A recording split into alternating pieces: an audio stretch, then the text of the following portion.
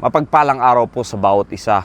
Sabi po ng Bible in Philippians chapter 1 verse 21, "For me to live is Christ and to die is gain." Alam niyo po mga minamahal, ang mabuhay kay Kristo, ayan po ay ang tunay na may kapakinabangan na kung ikaw ay darating sa iyong takdang araw, yan po ay magiging kapakipakinabang. Dahil alam niyo po lahat ng material things ay lilipas. Nandito tayo ngayon sa Quirino Bridge.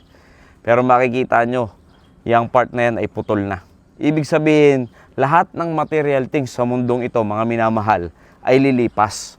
Lahat po ng bagay, lahat ng material na bagay, lahat ng nakikita nyo ay lilipas.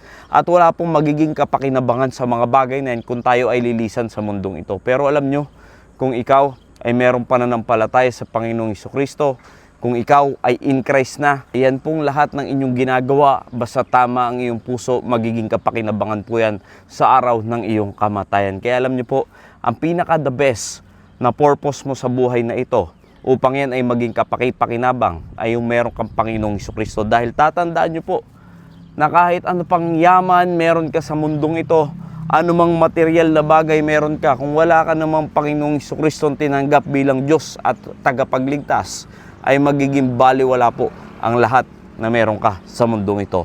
Kaya nawa, sa atin po bilang mga mananampalataya ng Panginoong Jesucristo, pahalagahan natin na tayo ay mamuhay na ayon sa ating Panginoong Jesucristo. Tayo'y nabubuhay na lamang dahil niligtas na tayo ng ating Panginoong Jesucristo at hindi na tayo dapat nabubuhay pa sa ating sarili. Dapat nabubuhay na tayo ayon sa kalooban ng Diyos. Kaya kung gusto niyo po na magkaroon ng kabuluhan ang inyong kamatayan, ay dapat ikaw ay nasa Panginoong Hesus. Dapat ikaw ay tunay na mananampalataya. At alam niyo po, bilang Kristiyano, dapat pinapahalagahan natin yung kaligtasan na ating natanggap sa ating Panginoon. Hindi lang basta-basta na ikaw ay iniligtas ng Panginoon, kundi dapat makita mo rin na nagiging kagamit-gamit ang iyong buhay pagdating sa ministeryo, sa gawain ng Panginoon. Dahil alam niyo po, pagdating sa langit, kung ano lang yung magiging kapakinabangan, yes, kapakinabangan sa isang mananampalataya ang kanyang kamatayan dahil pupunta na siya sa Panginoon. Pero magiging kapakinabangan din naman yung mga ginagawa mo dito sa lupa